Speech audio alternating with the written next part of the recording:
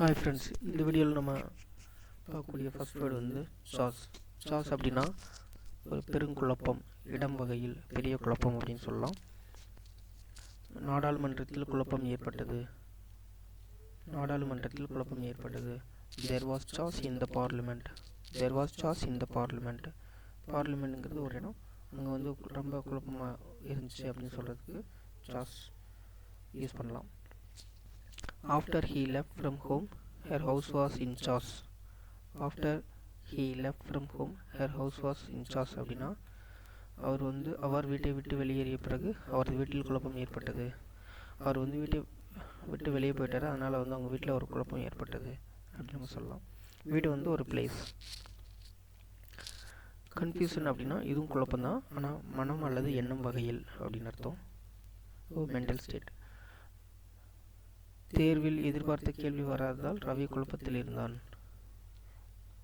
Ravi was in confusion when the expected question didn't appear in the exam. Ravi வந்து எதிர்பார்த்த question எக்ஸாமுக்கு வரல, அதனால் அவர் வந்து கன்ஃபியூஷனில் இருந்தார். இங்கே வந்து மனோ ரீதியாக அவர் வந்து குழப்பம் இருந்தார் அப்படின்னு அர்த்தம். நிறுவனம் திடீரென மூடப்பட்டதால் ஊழியர்கள் அனைவரும் பெருங்குழப்பத்தில் இருந்தனர். ஊழியர்கள் அனைவரும் குழப்பத்தில் இருந்தனர். When the company was suddenly closed, all the staffs were in a state of confusion.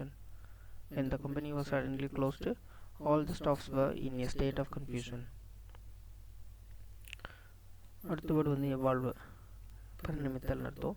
படிப்படியாக வந்து ரொம்ப ஃபாஸ்ட்டாகவும் இல்லாமல் ஸ்லோவாகவும் இல்லாமல் மீடியமாக வந்து வளர்ச்சி அடைவது அல்லது மாறுவது. இந்த பல்கலைக்கழகம் தனக்கே உரிய கற்பித்தல் பாணியை உருவாக்கியுள்ளது. This university has evolved its own style of teaching. ரொம்ப வருஷமாக இந்த யூனிவர்சிட்டியை வந்து டீச் பண்ணி அந்த எக்ஸ்பீரியன்ஸை பேஸ் பண்ணி வந்து டீச்சிங்கில் ஒரு புதிய வந்து ஒரு ஸ்டைலை வந்து க்ரியேட் பண்ணி வச்சுருக்காங்க. இந்த மாதிரி சொல்கிறதுக்கு நம்ம எவால்வ் யூஸ் பண்ணலாம். மில்லியன் கணக்கான ஆண்டுகளில் டைனோசர்கள் பறவையாக பரிணமித்தனர்.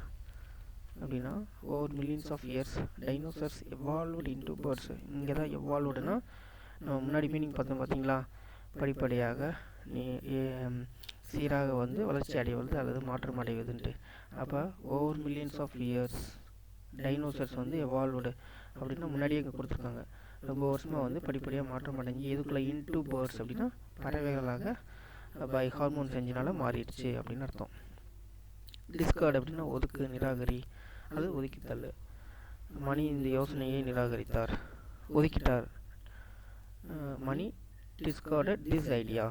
ஏன்னா இது வந்து அவருக்கு பிடிக்காமல் இருக்கலாம், இல்லாட்டினா இந்த ப்ராஜெக்டுக்கு வந்து அடாப்டாக இல்லாமல் இருக்கலாம், அதனால் வந்து அவர் ஒதுக்கிட்டார். இந்த யோசனை முற்றிலும் நிராகரிக்கப்பட்டுள்ளது. இது வந்து ஒரு passive voice. This idea has been completely discarded by வந்து அவங்களோட கமிட்டி ஆர் வந்து ஹெச்ஓடி அல்லது பிரின்சிபல் அல்லது வந்து டீம் லீடர், எது வேணால் சொல்லிக்கலாம். கன்வென்ஷனல்னா வழக்கமான, பழமையான, மரபு முறையான, சம்பிரதாயமான. இந்த மருத்துவமனை வழக்கமான மற்றும் மாற்று மருத்துவ சிகிச்சைகளை வழங்குகிறது. அப்படின்னா வழக்கமாக பண்ணக்கூடிய ட்ரீட்மெண்ட்டும் கொடுக்குறாங்க, ஆல்டர்னேட்டிவ் ட்ரீட்மெண்ட்டும் கொடுக்குறாங்க. This hospital provides both conventional and alternative medical treatments. This hospital provides both conventional and alternative medical treatments.